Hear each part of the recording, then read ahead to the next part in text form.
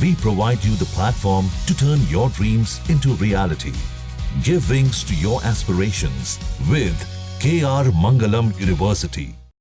मेरठ के सौरभ राजपूत हत्याकांड के बारे में जिसने भी सुना उसकी रूह कांप गई। इस हत्याकांड की पुलिस ने चार्जशीट तैयार कर ली है। इसे कुछ ही दिनों में कोर्ट में पेश कर दिया जाएगा। पुलिस की केस डायरी में कई बातें स्पष्ट हुई है, वहीं कई नई बातें भी सामने आई है। सौरभ की हत्या में मुस्कान और साहिल दोनों को बराबर का दोषी बताया गया है। केस डायरी में पुलिस ने बताया सौरभ की हत्या करने में मुस्कान और साहिल दोनों ही बराबर के दोषी हैं। मुस्कान चाकू और ड्रम और सौरभ को बेहोश करने की दवाई लेकर आई थी, जबकि साहिल सीमेंट लेकर आया था। ड्रम में शव को सील करने का आइडिया भी साहिल का ही था। साहिल ने दिल पर चाकू रखा था और मुस्कान ने ऊपर से हाथ मार दिया था। सौरभ की गर्दन काटने में साहिल ने चाकू और मुस्कान ने उस तरह का प्रयोग किया था। आइए अब आपको ये पूरा मामला बताते हैं। मेरठ के ब्रह्मपुरी इलाके की रहने वाली मुस्कान रस्तोगी ने साल 2016 में इंदिरा नगर के रहने वाले सौरभ के साथ लव मैरिज की थी।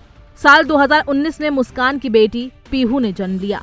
इसी साल उसकी मुलाकात उसके कॉलेज के दोस्त साहिल से हुई।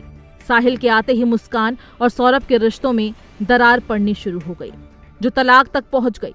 इस दौरान सौरभ काम के सिलसिले में लंदन चला गया और मुस्कान साहिल एक दूसरे के करीब आ गए। जब सौरभ वापस लौटा तो मुस्कान और साहिल ने मिलकर उसकी हत्या का प्लान बना दिया। दोनों ने सौरभ की निर्मम तरीके से हत्या कर दी और शव को ड्रम में डालकर सीमेंट से उसको सील कर दिया। इतना बड़ा जुर्म करने के बाद भी दोनों सहमे नहीं। दोनों ही हिमाचल प्रदेश घूमने चले गए। जब वहां से वो वापस आए तो मुस्कान की बेटी अपने पिता यानी सौरभ से मिलने की जिद करने लगी, जिसके बाद मुस्कान ने अपने माता पिता के सामने अपना जुर्म कबूल कर लिया। मुस्कान के माता पिता उसे लेकर थाने गए, जहां उसकी निशानदेही पर साहिल को भी गिरफ्तार किया गया। बता दें कि दोनों पुलिस हिरासत में हैं और पुलिस ने इनकी केस डायरी का काम पूरा कर लिया है। पुलिस ने केस डायरी में स्पष्ट किया कि हत्या के पीछे कोई तांत्रिक क्रिया नहीं है, सिर्फ प्रेम प्रसंग के चलते ही साहिल और मुस्कान ने सौरभ को मौत के घाट उतार दिया।